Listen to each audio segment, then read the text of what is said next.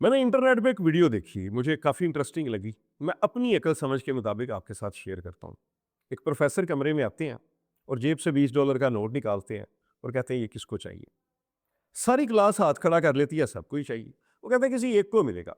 अब वो नोट को मुट्ठी में अच्छी तरह मोड़ते तोड़ते हैं और कहते हैं कि अब ये नोट किसको चाहिए। फिर सारी क्लास हाथ खड़ा कर लेती है, किसको नहीं चाहिए। अब वो उस नोट को जमीन पर रखते हैं, बूट से अच्छी तरह मसलते हैं, उसकी शक्ल खराब कर देते हैं और कहते हैं कि अब ये नोट किसको चाहिए।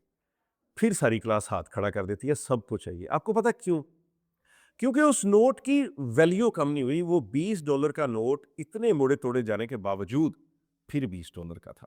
इससे जो चीज़ मुझे समझ आई ना, वो ये है कि इंसान की जो असल वैल्यू होती है ना, वो जगह और हालात बदलने से कम नहीं होती। नहीं समझ आई? देखिए, एक डॉक्टर है, उसने खुद पे मेहनत की, डिग्री हासिल की, वो डॉक्टर बन गया। अब वो पाकिस्तान से उठ के इथियोपिया में भी चला जाएगा ना, तो उस सोसाइटी में उसका जो मुकाम होगा वो डॉक्टर का ही होगा। लेकिन पाकिस्तान से अगर कोई प्लम्बर है, मैं प्लम्बर को गलत नहीं कह रहा, वो मेहनत करता है, रिज़्क़ हलाल कमाता है। वो प्लम्बर यहाँ से पाकिस्तान से उठ के अमेरिका भी चला जाता है ना, तो हो सकता है वो पैसे थोड़े ज़्यादा कमा ले क्योंकि करेंसी का डिफ़रेंस है। लेकिन वहाँ पे उस सोसाइटी में उसकी जो वैल्यू होगी ना, वो प्लम्बर की हो।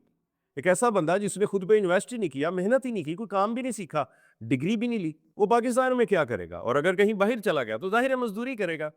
इसमें जो सबसे ज़्यादा समझने वाली चीज़ है ना, वो ये कि इंसान की सबसे सेफ इन्वेस्टमेंट वो है जो वो खुद पे करता है।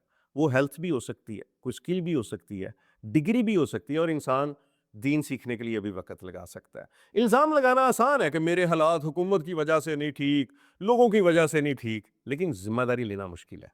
ज़िम्मेदारी लें, खुद पे मेहनत करें, कोई स्किल सीखें, कोई डिग्री लें।